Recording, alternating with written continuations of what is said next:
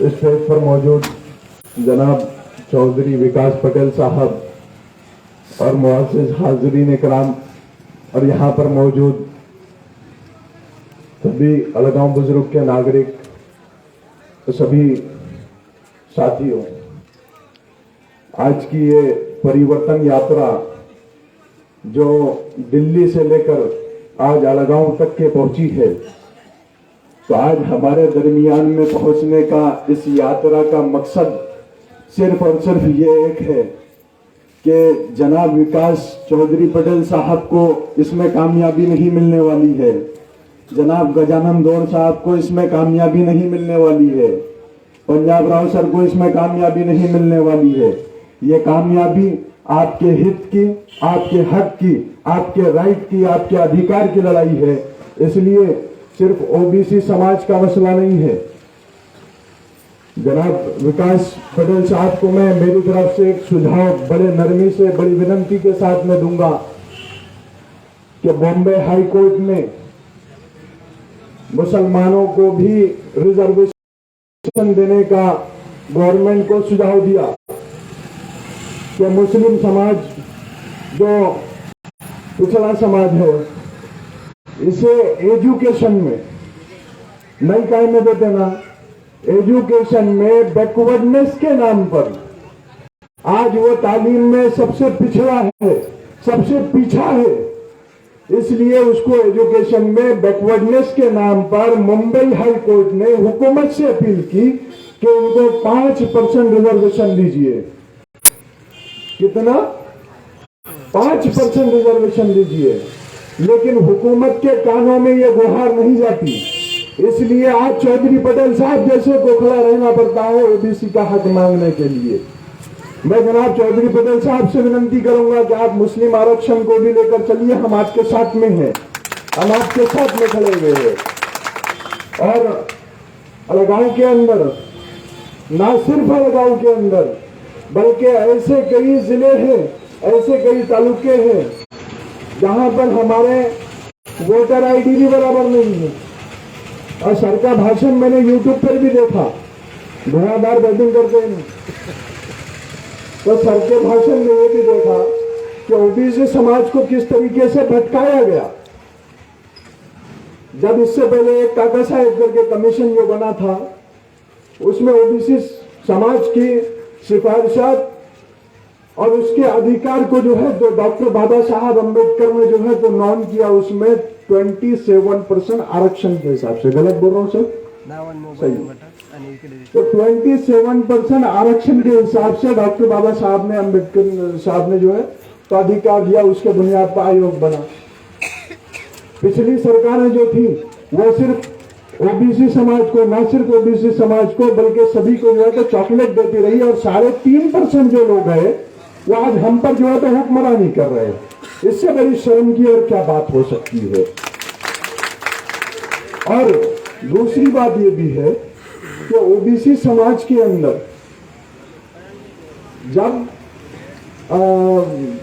एक और मंडल आयोग जो बना गया, तो सर ने उसका पूरा अभ्यास सर को है, उनसे भी आप पूछिएगा कि मंडल आयोग के जितने सारे राइट्स, जितने सारे प्रॉफिट, जितने सारे अधिकार ओबीसीओ को मिलना चाहिए था, वो अब तक के इम्प्लीमेंट नहीं हुआ।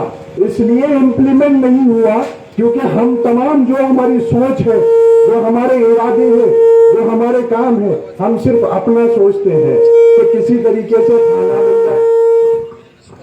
ये माइक में भी उनकी साजिश है। तो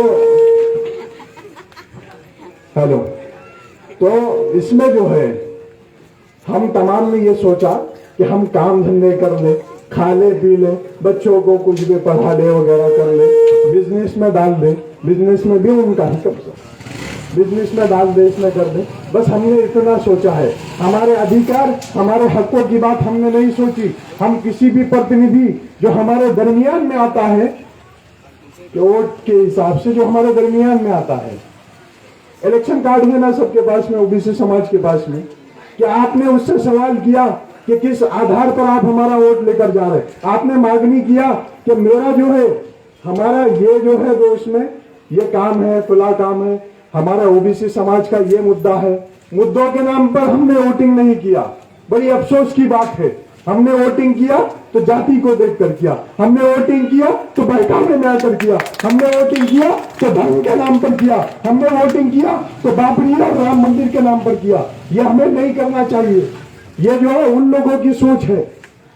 और आजादी के बाद से लेकर अब तक के जो हमारे पुरखों ने, हमारे आबो अजदाद ने जो लड़ाई लड़ी थी, वो इसलिए नहीं लड़ी थी कि आज हम हमारे अधिकार से ही वंचित रह जाए और दूसरा कोई हुकूमत करे, इसलिए कतई नहीं लड़ी थी।